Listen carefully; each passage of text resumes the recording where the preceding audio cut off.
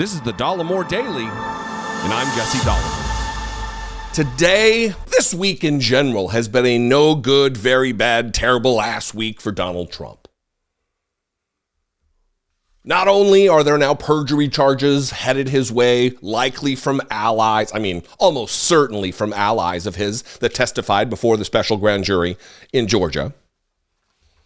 We're now learning that Jack Smith is now not just looking into the documents, the top secret, him absconding with stealing highly sensitive top secret documents from the White House and taking them to Mar-a-Lago.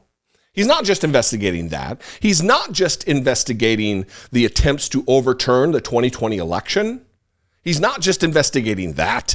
He's also investigating Donald Trump's, in the wake of his loss in 2020, campaign finance irregularities and improprieties and crimes on a scale maybe the likes of which the country has never, ever seen, to the tune of maybe almost $1 billion in misappropriated, let's not go that far, not misappropriated, but certainly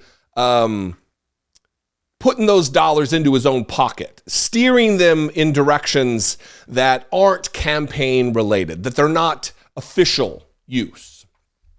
I'm going to read a little bit from this investigation from the Daily Beast. Trump's shell company spending scheme comes under DOJ scrutiny. Special counsel Jack Smith appears to have set his sights on a number of Trump's vendors, and there's plenty to look into.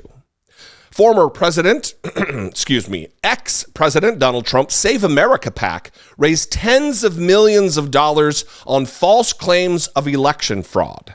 And now the feds want to know how it was spent.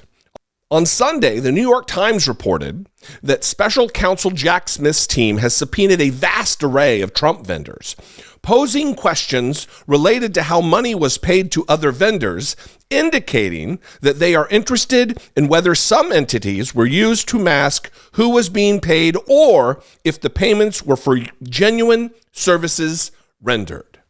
You'll remember after the loss in 2020, in November of 2020, that Donald Trump started his Save America PAC, a legal defense fund. And then we learned subsequently that almost none of that money was actually going to any legal defense fund, that it was being just poured into campaign coffers, the outcome of which we don't know.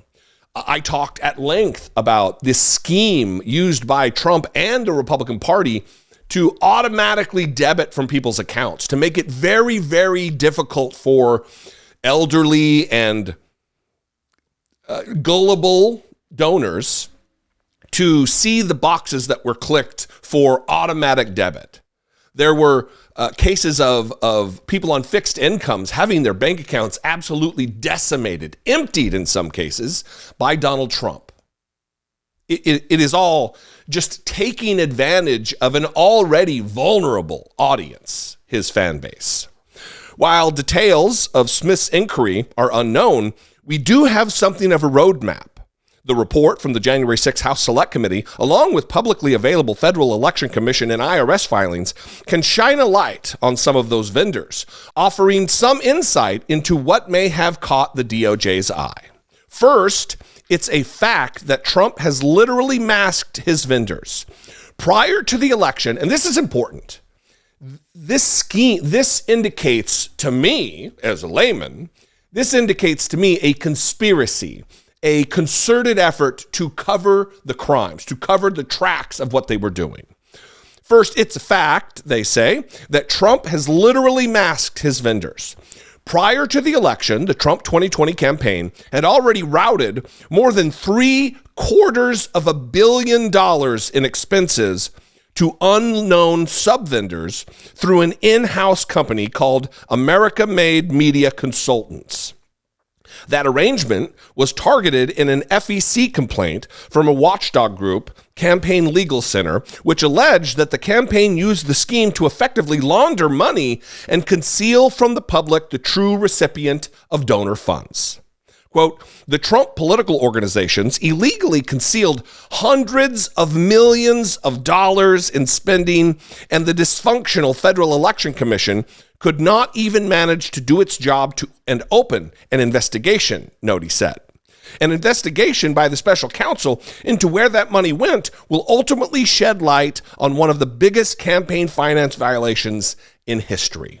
One of the biggest campaign finance violations in history.